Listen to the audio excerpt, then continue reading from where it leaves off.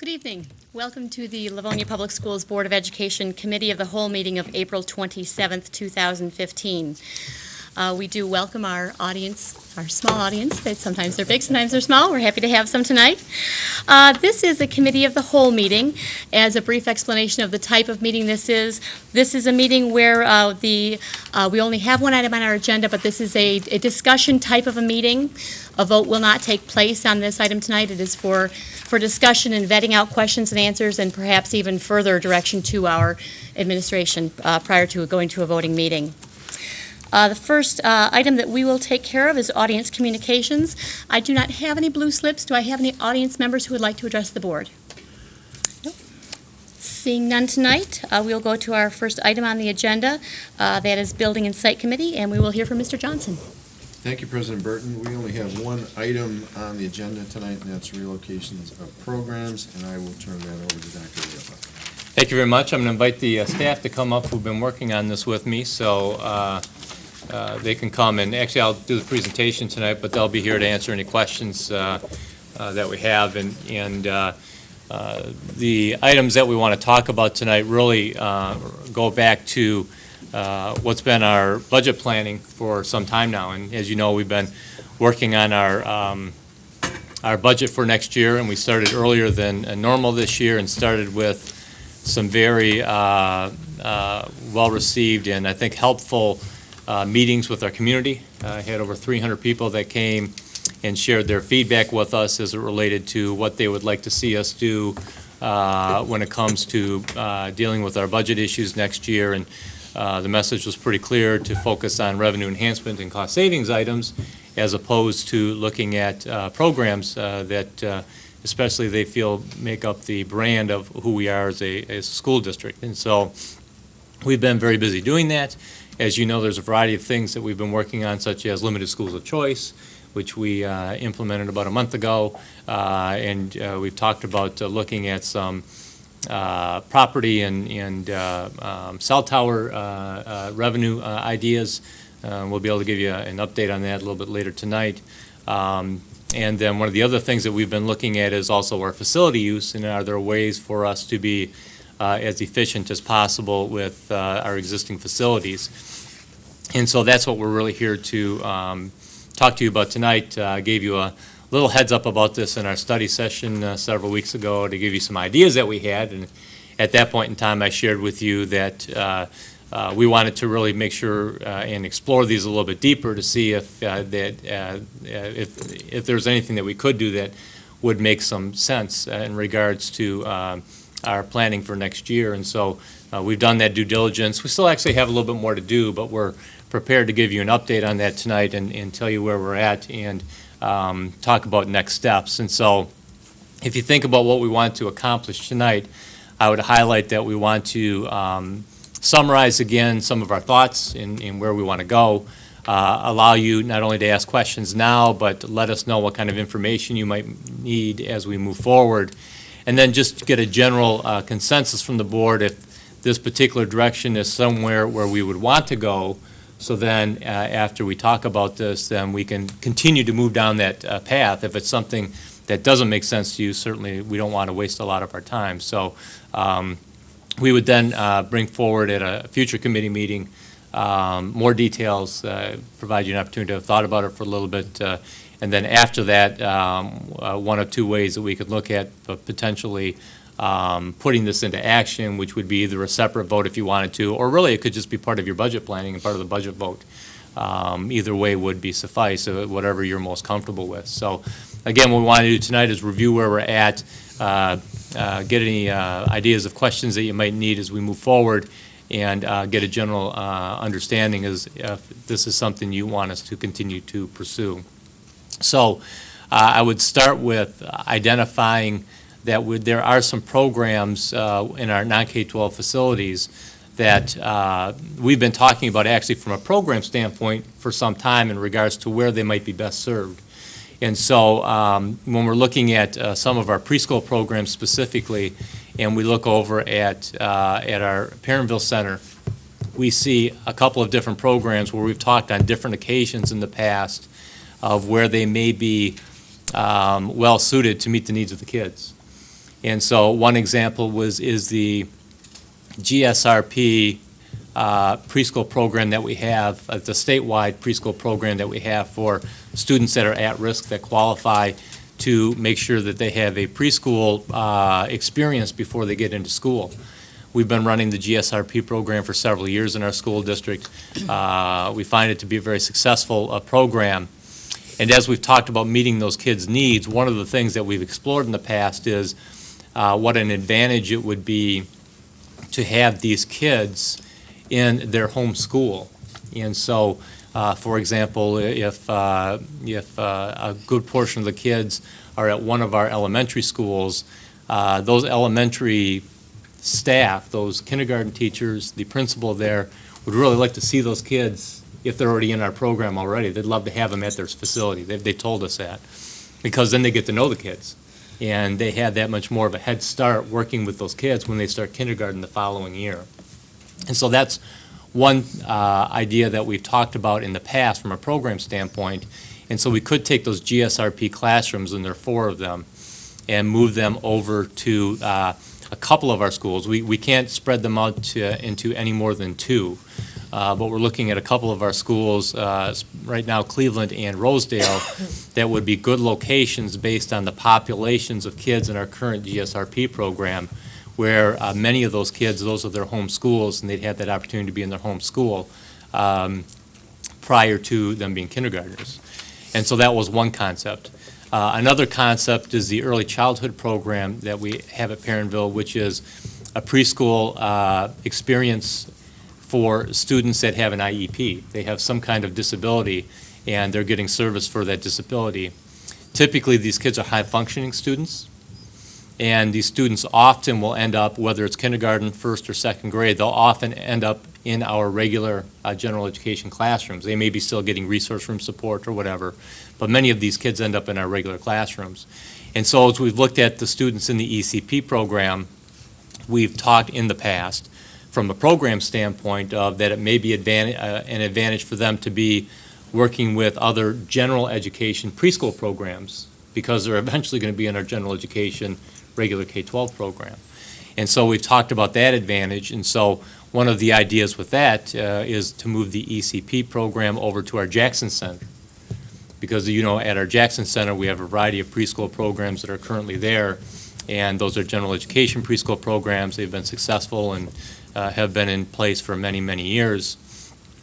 And so by providing them that opportunity, again, we see that as a potential program opportunity for those youngsters as we're preparing them to go into our regular K-12 program. Now, if that was to happen, there's not enough space right now at Jackson. There's some space, but there's not enough space to take the entire ECP program and to move it over. And so, again, from a program standpoint, we've looked at the Young 5 program, which is currently at Jackson, and talked about possibly moving that into a K-4 building.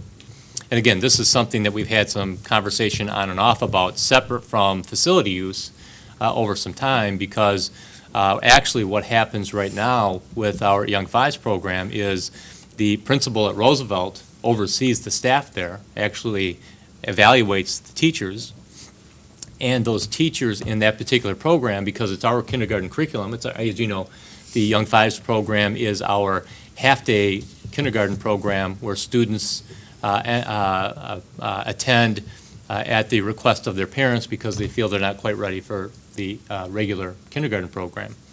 And so again, a successful program of ours, we've had it for many years. But it is our kindergarten program, they're just not or the curriculum is our kindergarten program. And so there's some advantages of having that particular program at a K-4 school, because again, not only does a K-4 principal evaluate the teachers right now, but those teachers often will participate in the professional development with our kindergarten teachers at our other schools. And so if we were going to move a program out of Jackson to create some space, that's the logical one that we could actually move to a K-4 building, because as you know, we have some space in our K-4 buildings right now. And if we have a preference as it relates to facility use, we'd rather maintain all of our K-12 buildings. That would be our first preference, is to maintain our K-12 buildings. So if we're looking at some of our K-12, our K-4, well, our K-12 buildings, specifically our K-4 buildings that have space, we'd rather, at this point in time anyways, see us fill up those schools with programs so they're viable in regards to their use, as opposed to looking at potentially having to close one of them, which of course still is an option down the road. We have to continue to monitor. But that would be at least our initial preference as we're looking at facility use and its space. So those are two significant programs, going back to Perrinville, those are two significant programs that we have at Perrinville that we think there are advantages in throwing the Young Fives and putting it into a K-4, actually 3 programs within the 2 schools, where we see if we wanted to move them around, there actually would be some program opportunities and benefits for the kids by making those particular moves. And so what's left at Perrinville, if we were to do that, again, ECP and GSRP take up the most classrooms right now at Perrinville in regards to the number of students. And so if those programs went to different schools, then we would be looking basically at the center programs, the countywide special education preschool center programs that we service for all of Wayne County, that we would also then look at potentially moving, which would provide us the opportunity then to warehouse another building and cut down on those costs. And so as we look at that, basically what you have left are 3 preschool classrooms for students with autism. We have 1 classroom of the MOCI program, preschool program, and 1 classroom of VI students. If you're looking at those 5 classrooms, you're talking about 55 students that come from all over the county. In fact, only about 15 of those students are Livonia Public Schools residents. The other students are from the countywide center programs that we service, and other school districts service different programs where some of our students go. And so about 15 out of 55 of those students are in our program, and we would look at moving the smaller of the programs. There's just 1 classroom of MOCI and VI, potentially moving them back to Webster.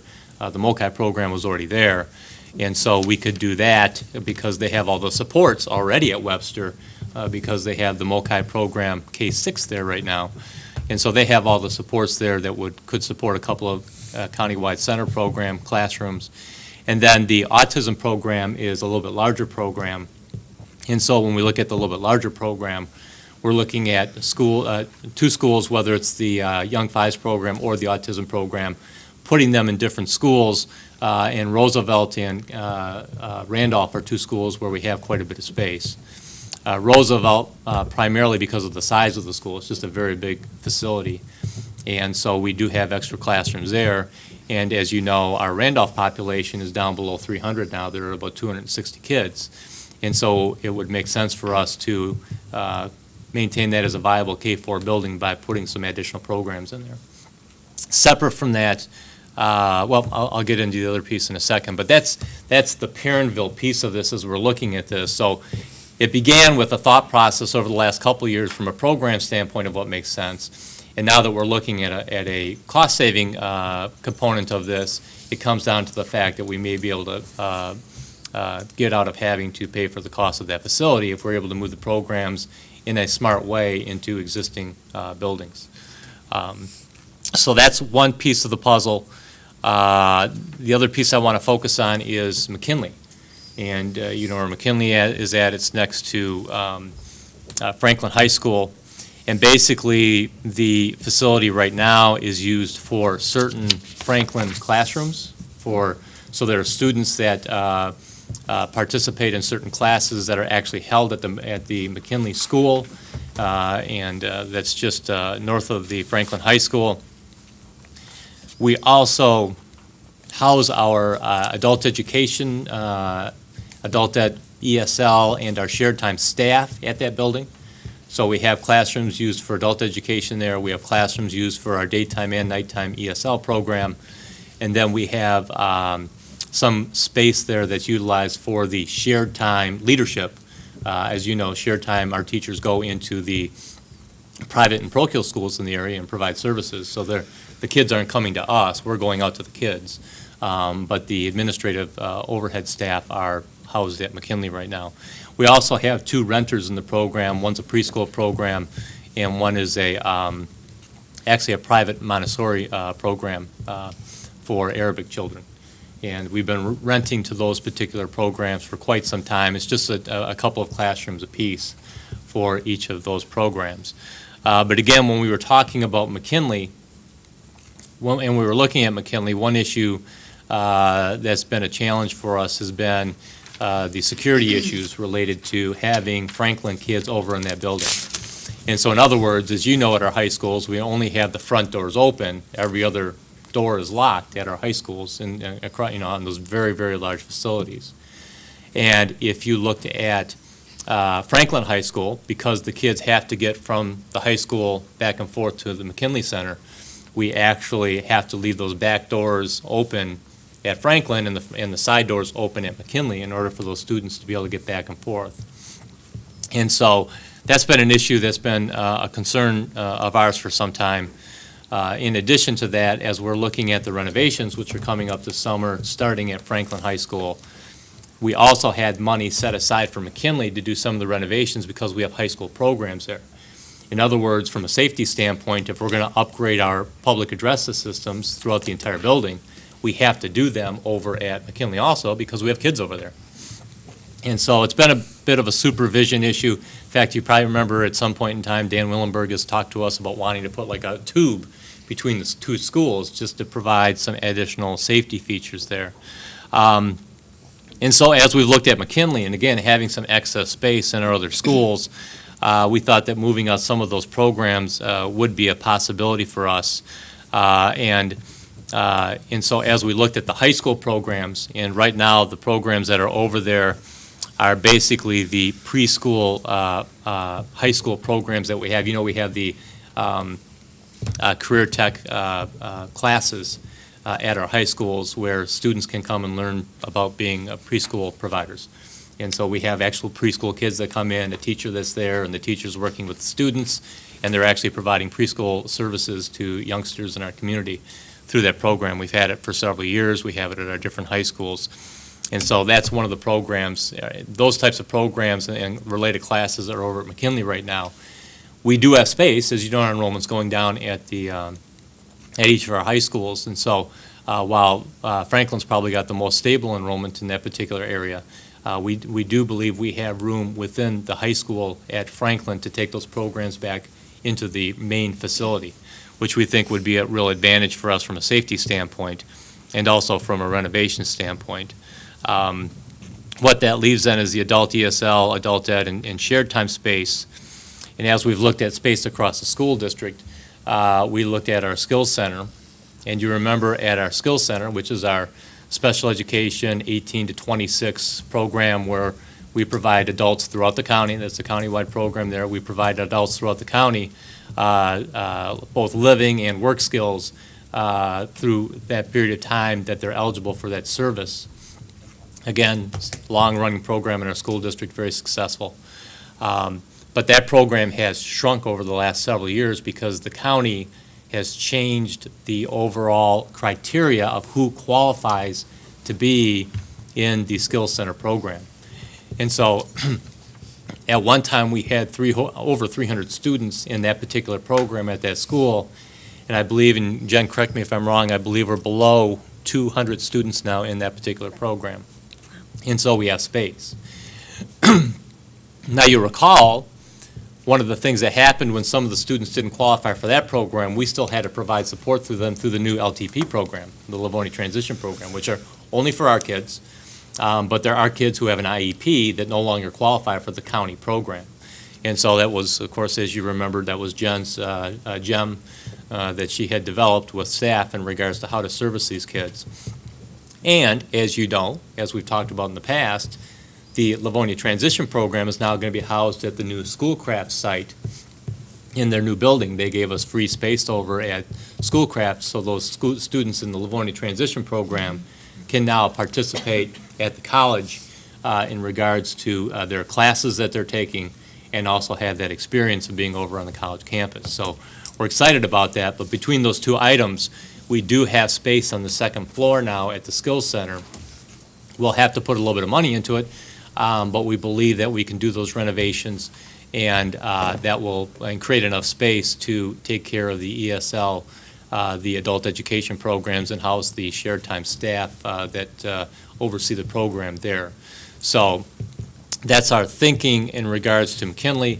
That leaves us with 2 renters over there, and we're looking at placing either 1 or 2 of those renters in existing, their preschool programs, remember, in existing K-4 buildings where there's space.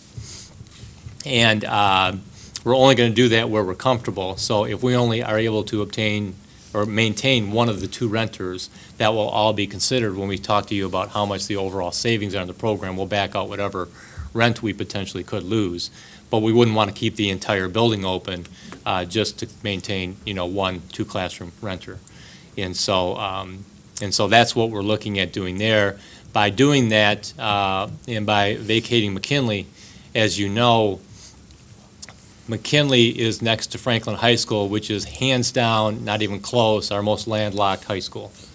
There is no ground space at the Franklin High School. In fact, we joke about, you go through things through your career, and about 10 years ago, and probably longer than 10 years ago, maybe 13 or 14 years ago, we were putting a new discus pit out in the back of Franklin, and we had concern back when McKinley was a elementary program that the discus was going to get too close to the young elementary kids who were out on the playground. And so we literally had a paid staff person out there at $8 an hour, making sure no one was going to get hit with the discus, just to resolve the issue for the parents. But that's how tight landlocked the space is back there. And so if we can reclaim that space by knocking down the facility back there, if we can reclaim that space, especially, remember, with the new addition of the new auditorium, which is going to be starting this summer, and with the new potential driveway in the front, they're going to actually lose a little bit more space because we're putting on a new addition to the school. And so that space could, without questions, be used by the high school. And so there are a variety of things that happen. Number one, we reduce our operating costs because we're not operating the facility anymore. Number two, we are saving dollars as it relates to the bond issue, because whatever bond issue we would have, bond issue dollars we had set aside for the program, we wouldn't have to set those dollars aside for that. And number three, we would be creating some additional space for our most landlocked school. So that was our thinking with McKinley. And so again, from a big picture standpoint, what we're seeing is an opportunity for us to potentially provide some opportunities for improvement for the kids in the different programs, specifically at the Perrinville program. And at the same point in time, if we can not utilize those 2 particular schools, we would be looking at an estimated general fund operating savings of about $300,000 right now. And as you know, every dollar, there aren't many $300,000 items, number one, in our budget. And number two, that $300,000 would be a whole lot better than, as our community told us, looking at different programs and services throughout our school district. I would note that in Perrinville right now, we had under the bond issue set aside $800,000 to do renovations at Perrinville. Again, that can go back to the bond issue and be repurposed. And as you know, we've been talking about some added costs at Franklin to complete that project. We've got our eyes on wanting to do a little bit more furniture. Love to put maybe a little bit more money into Jackson if we could. We have some money set aside for Jackson in the bond issue, but would love to increase that. So we have a lot of ideas about if there are a few extra dollars in our bond issue, where those dollars could be allocated. So that's not a small item in bringing this recommendation forward in regards to being as efficient as we possibly can and as effective as we can with the dollars that the community has so graciously given us through the bond issue, that we would be able to actually save a few dollars there. And that's a big part of our thinking process as we're moving forward with this. So those are the general ideas that we have. Again, I've outlaid them to you a little while ago in much broader steps, but we're getting down to the point where we think we actually can make this work. And so what I'm looking for is some, first of all, we'll open it up for questions, but after we answer some questions, want to make sure that the board is interested in us continuing to move in this direction. If that's the case, we'll garner any additional information that you might need, finalize our plans on this, and, get some more specific documents to you in regards to the cost savings and et cetera. So then we can move forward, because as the staff continues to remind me, September 1 is not that far away. So we want to keep going on all these things all these revenue enhancement ideas that we're focusing on. So again, we've already talked about limited schools of choice. We've talked about cell towers and property. We're going to talk about that a little bit more later on tonight. But we're continuing to work on these things and want to make sure that we're getting them in front of you as soon as we feel we're comfortable doing so. And that's where we're at tonight. So with that, Mr. Johnson, I would be happy to entertain any questions that the board may have. Oh, I don't think there are any to make that commitment. Liz. I have a few questions. They're quick. Sure. How many Young Five classrooms do we have? We have 4 Young Fives classrooms, and then an additional classroom because they have before and after childcare. And so, because it's a half-day program, we have about 30 students, 25 to 30 students that utilize the before and after program for the other half of the day. Having said that, when we're looking at the numbers next year, that's another place where we want to be more efficient. And so next year, we're looking at 2 classrooms, being able to service the number of students, that would service 100 students. But right now, they have a kindergarten teacher and a parapro in each of those classrooms. And so we're comfortable that we can go to our class size max there at 25 and utilize 2 classrooms to meet the needs of those students. Remember, the date is changing in regards to who's young and who's not. And so a lot of the youngsters now in our school district that have a birthday after September 1st are not required to come to school.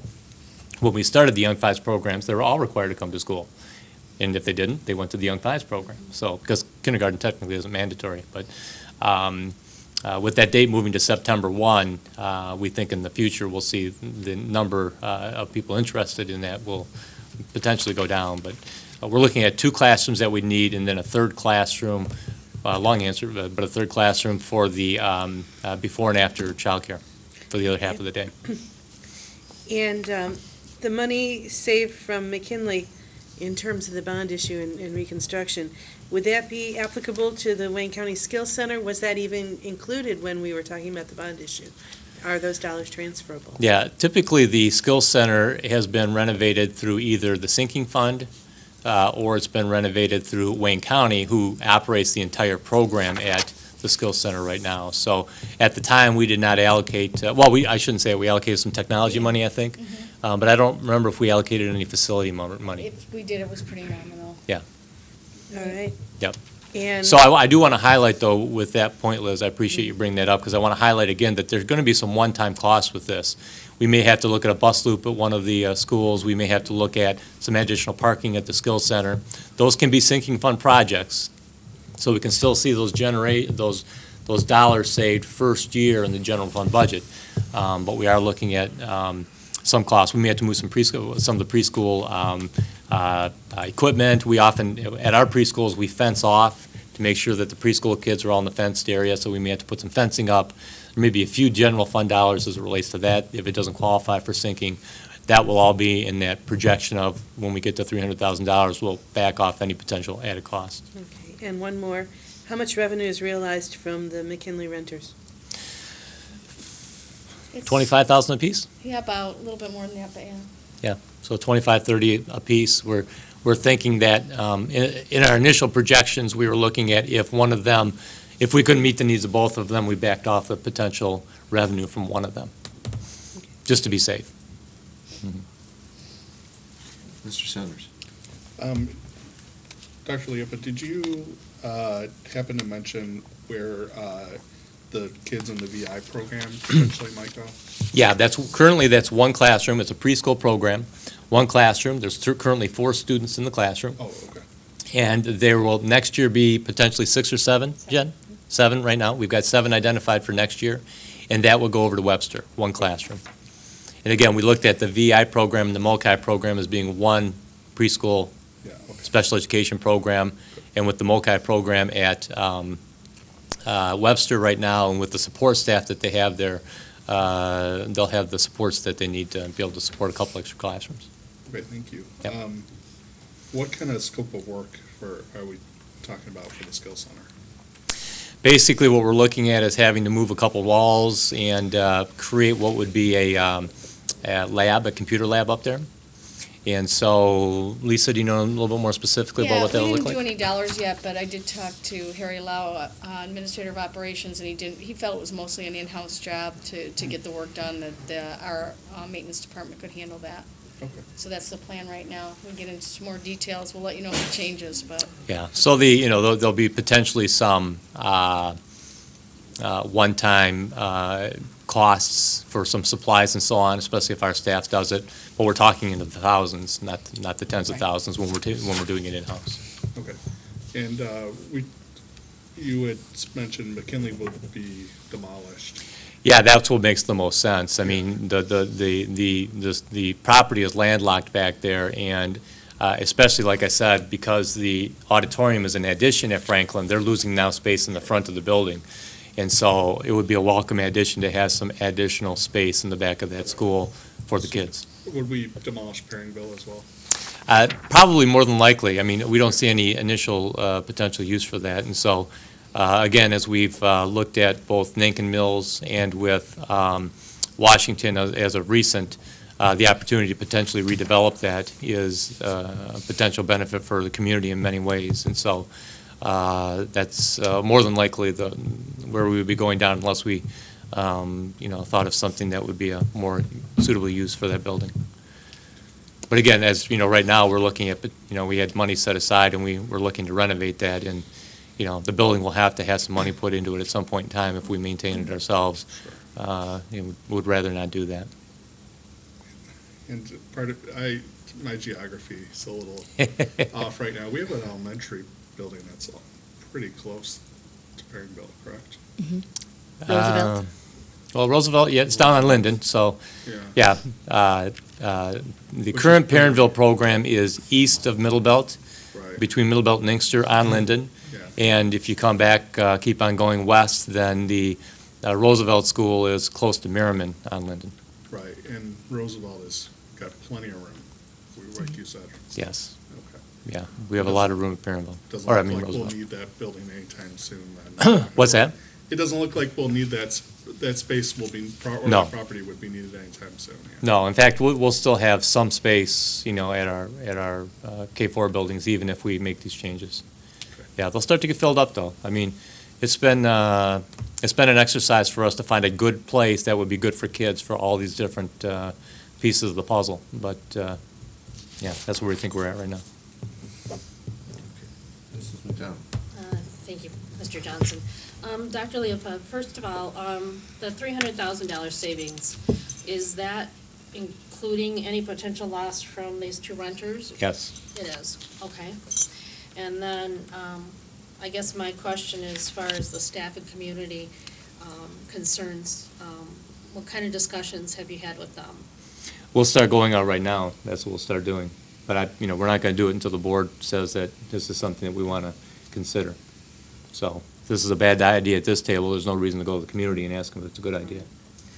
And as far as enrollment projections 10 years down? For enrollment for the school district? Mhm. I mean, because I know our community has been at the older level for some time, but Yeah. as those things change, what's the impact going to be on two less buildings? Yeah, well, remember, they're not two less K-12 buildings. And so when we're looking at our K-12 population, as you know, number one, we have space in our existing schools. And number two, the enrollment projections that I gave the board just a couple of years ago when we did bond issue was very clear. And that was, if anything, we wouldn't need all of our existing K-4 schools. And so we've got plenty of room right now, looking at projections down the road.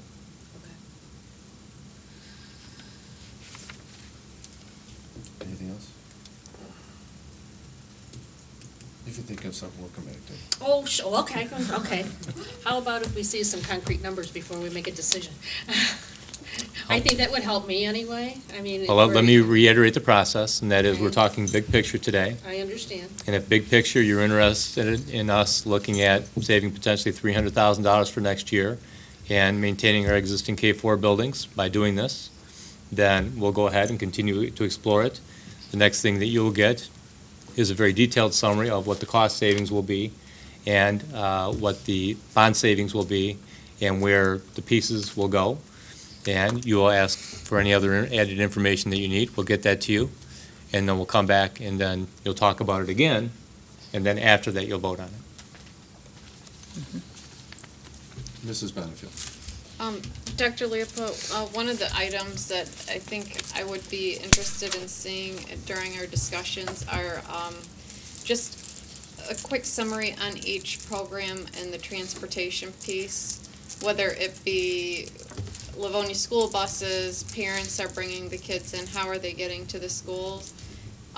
Just so that we can have that to talk through and just be able to sort of take a consideration into how that's going to impact. I think that goes to Mrs. McDonald's question on how is this going to impact the community and the parents.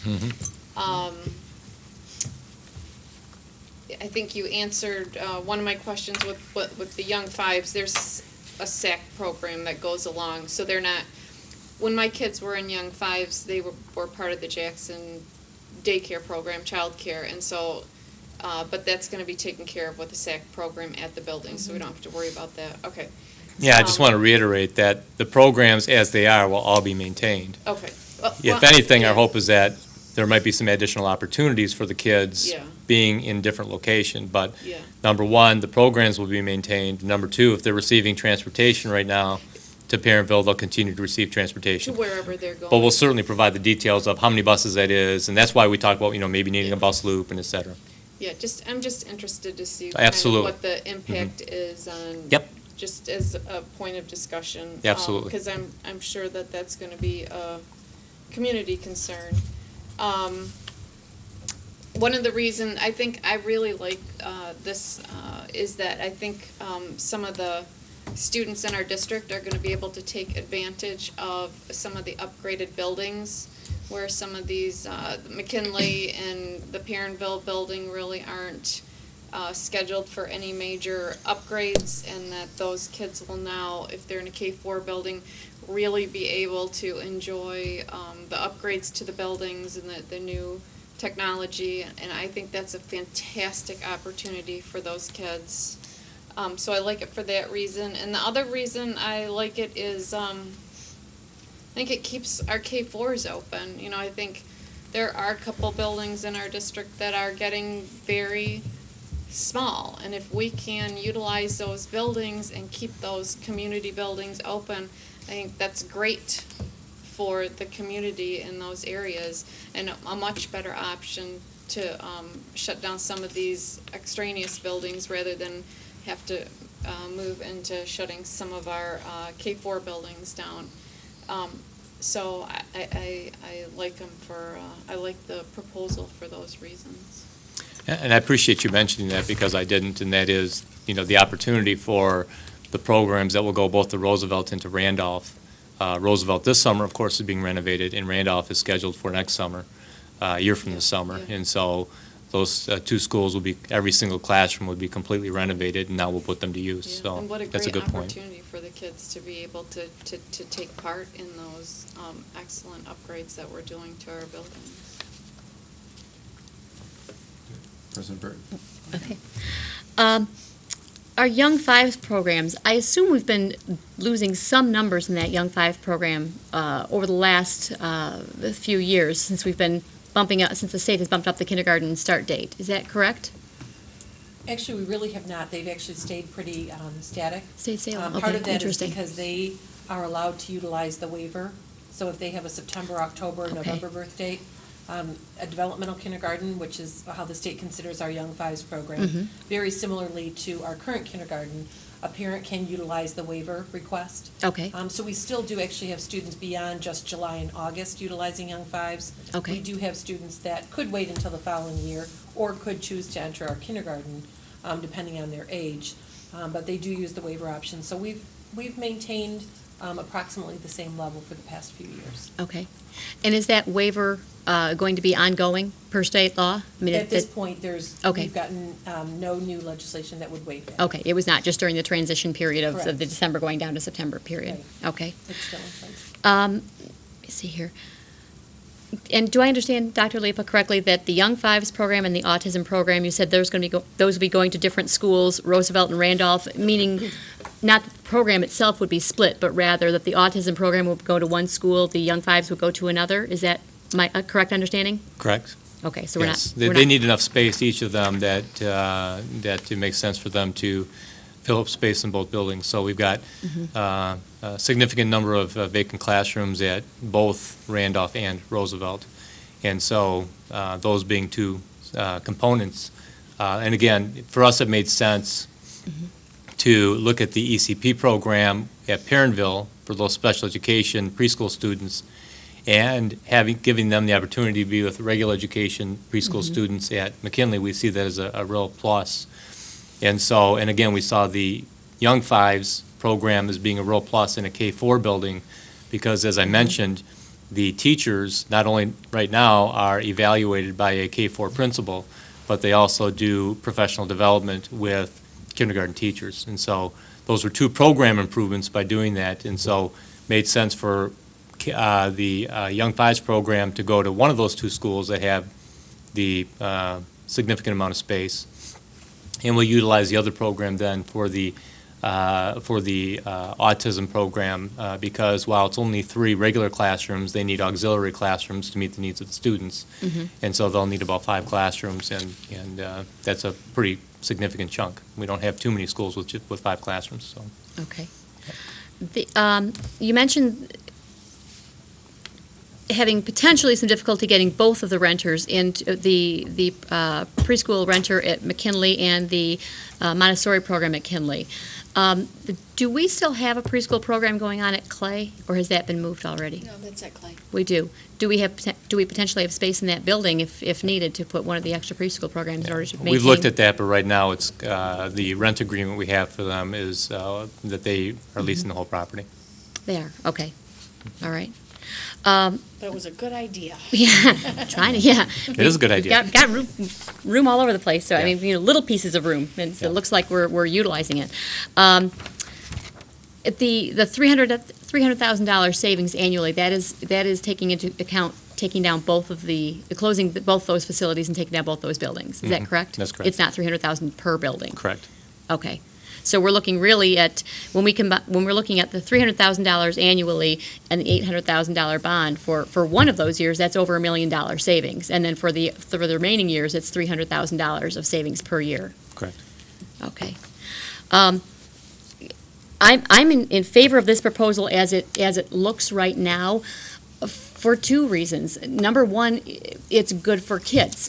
When Perrinville was started, we were, our population across the whole district was much higher, and we were putting different programs where they made sense then, but that was many years ago. And if we can save the programs and put these kids where they are even better served than they are today, for example, the MOCI program going into Webster, the Great Start Readiness program going into the buildings where they're likely going to be served as kindergartners already, so those kids become acclimated 1 year sooner to their elementary school.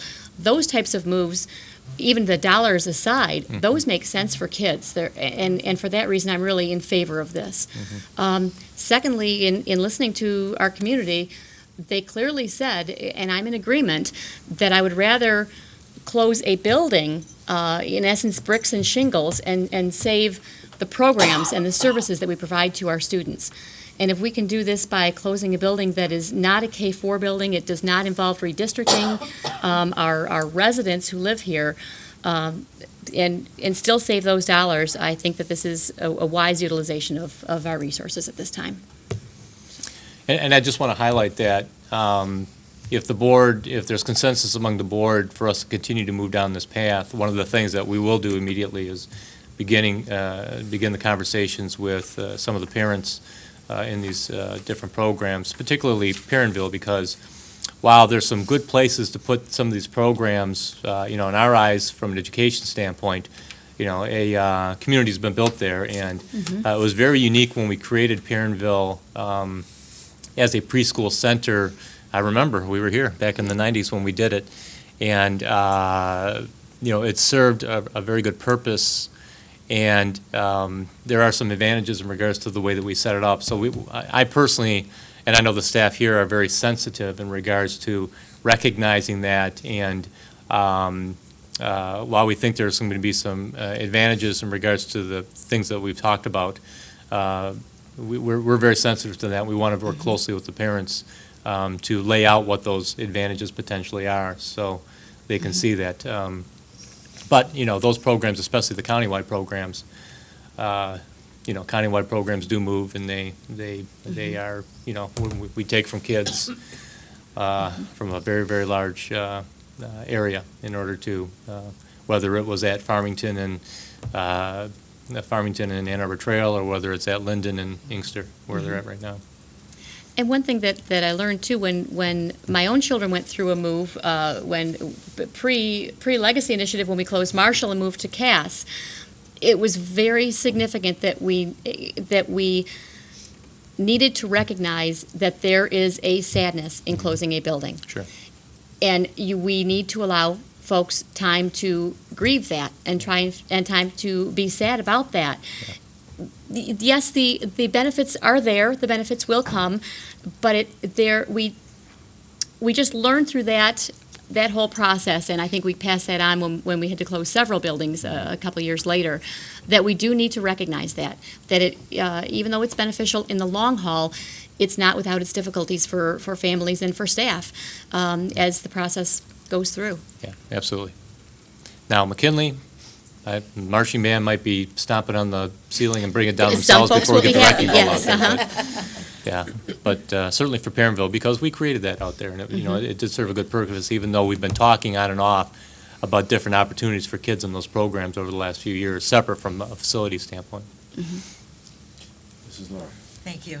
All that being said, and knowing that there's going to be a motion and so on, still to me it makes good sense. And as my colleagues have said, most importantly, yes, it's going to help with the budget, but most importantly, it's good for kids. It's what's good for kids. And as President Burton and Mrs. Bonifield stated, there are so many advantages that they stated, but one, too, with inclusion being the main focus of IEPs. What an excellent way of getting those youngsters into the general setting atmosphere. Yeah, and as I mentioned, many of those ECP kids are going to be in general education, kindergartens, first grades, and second grades. Maybe get some resource room support. Some of those kids won't. Their issue right now is speech, for example, and they're going to be off and running when they hit the kindergarten. So, to have that opportunity to be working together with our regular preschool programs, I think will be an advantage. Mrs. Johnson. Thank you. I think it bears mentioning that unlike 9 years ago, these are not neighborhood programs. They're more like magnet programs that draw from across the community and in some cases across the county, which makes them eminently more portable and easier to move. And they're also shorter programs, being 1 or 2 year programs, where families expect to move somewhere after that anyway. So, as President Burton mentioned, moving some of these programs to schools where they would ultimately transition to anyway makes a lot of sense, and I think is very beneficial for the kids. Yeah, the GSRP program is a perfect example of that. That's a 4-year-old program, so they're there for 1 year. And what we're talking about is putting them in the schools where many of those students, we've looked at the roster, and where many of those students will have the opportunity to be at the schools that they'll be at right through 4th grade. Mrs. Bonifield, did you have another? It was taken care of. Mr. Centers. First, McKinley, I think, is a no-brainer. Perrinville makes, at first when it was brought up, made me a little apprehensive, just because they really are our most vulnerable kids. Absolutely. They're our youngest. They've got a lot of times special needs. But from everything I've heard, the program's not changing. The way we're implementing the program isn't really changing. It's just the locations, and there can be some benefits along with that. So, am I I'm not missing anything, right? No, you're 100% correct. Yeah. Yeah, we looked at that, especially with our countywide programs. We wanted to make sure that wherever they go, they have the support that they need, the kids have the support they need, and also the principal at that K-4 school that doesn't have a center program there, or preschoolers, has the support that they need to make sure that the kids and the parents have, what will work for them. And so, again, that's been one of the advantages of Parentville, is you've got support staff there that can do both the ECP kids and the autistic kids and the VI kids and the MOCI kids. And so we were very sensitive to that in regards to moving them places where they have that support. So that was a key component of us asking the question, is this going to work or not? And just as a follow-up, you mentioned administratively, what is the plan? There's an administrator right now at Perringville. Is there a plan for her to integrate into this? Yes. Or, yes? Yes, Okay. because that particular administrator also has district-wide responsibilities. And so as we've cut back in our school district with our overall administrative staffing, we're now down to basically 3 overall administrators in our student services department. 4. We've got Jen, who's the leader, and then we have 3 support staff. We have Steve Taylor, who you've probably met before. We have the vacant position that Jen used to have that we said we're not going to fill till the end of the year, but we'll fill that position. And then we have Carol Kerrigan, who's actually the principal at Parentville, but she has responsibilities for other countywide programs across our school district. And so it's actually, if you're talking about another advantage, it's actually going to provide us with an advantage from an administrative standpoint, because since we already have a building administrator at Jackson overseeing the program, while Carol will still have responsibilities for those specific programs, she's going to be freed up more now from not dealing with the boiler and the roof leaking and, those building issues. She can focus more on the special education program issues, which is going to be helpful for all of our special education programs, K-12 in our school district. That's great. Thank you. Any other? Councilman Burton? And as a follow-up to that, this is one more time, and we've done it dozens and dozens of times, to say thank you to our staff, who, yet again, over this last decade, it's happened countless times. We have subdivided duties, and each person has taken on 1 or 2 more pieces that didn't used to be on their plate in order to make sure that we have a district that's functioning well and really serving our students well and still maintaining our budget. So I think we also owe a huge thank you to our staff who are ready and willing to step up to the plate and put one more thing on, and it's appreciated. Yeah, and our student services leadership and our adult education, ESL leadership, shared time leadership, we've moved them a lot of times. Our shared time, the staff member has been to McKinley, has been over to the board office in the back here, has been at the old Parentville, was at Dickinson. Every time we're trying to do something that will make sense district-wide, they've said, okay, well, wherever we have space, that's where we'll be housed, and we recognize that, but they've moved on multiple occasions, and they're great troopers and good employees. Any other questions? No? Is the last to speak. I couldn't have said what my colleagues have said any better. I agree with all that. I had a whole bunch of questions, but through everybody else, they sort of answered all of mine. The only question I have, and I understand the McKinley, because that's a space issue. Is there any benefit in looking at Parentville and instead of raising that, trying to lease that? Is there any benefit to that, or have we gone down that road before and it's just not beneficial? Yeah. I mean, we're not getting a lot of inquiries right now, nor did we when Washington or Nankin were That's what I was available, afraid. which I think I mean, the would- market's turning a little bit. Little bit, We would consider any possibilities, but by and large, I think the sooner we can get all the costs off the book, I think the better off we're more than likely to be. Yeah. The right renter, it may make some sense. Again, we're going to have to put some money in the building in the long haul if we maintain it for much longer, and we're facing that with clay right now, very honestly. That we're going to have to put some money into clay, just because, if we're going to rent it, they have to have a facility that meets all their needs, so. But, never say never. Right, well, it sounds like the consensus we have is to move forward and give you the okay. Mr. Johnson, as a follow-up to your question just now, the other issue that we've faced with buildings that are vacant is they are significant targets for vandalism. And then rather than being a benefit to the community, it's an eyesore, it's a problem with activity that shouldn't be going on there and so forth. So it's another reason that we may want to consider taking the building down. Yeah, and as you know, in the past, we typically have had community meetings when we do that, so, we've done that every single time, and we would do that again. Okay, so the consensus is move forward in this direction. So you have. Yep. So we'll move ahead, and like I said, in the meantime, if you think of additional questions, email myself, email Lisa. We'll make sure to follow up on those, and we've got another committee meeting next week, I think. We're prepared to come back with more detailed specifics at that time, and we will. If not, I'll say, we need to work for a committee meeting somewhere after next Monday. We'll let you know. Good. And that concludes Building and Site, President Burton. Thank you. And for the benefit of the public, typically items, after they have been at a committee of the whole meeting, they go to a voting meeting. This being more of a preliminary discussion is not yet ready to go to a voting meeting. So we will be entertaining this at least one more committee of the whole meeting before it goes to a vote. And again, if anybody has questions, comments, concerns, Dr. Leopold is the person. That does bring us to the end of our agenda for our committee of the whole meeting. We are adjourned. Thank you.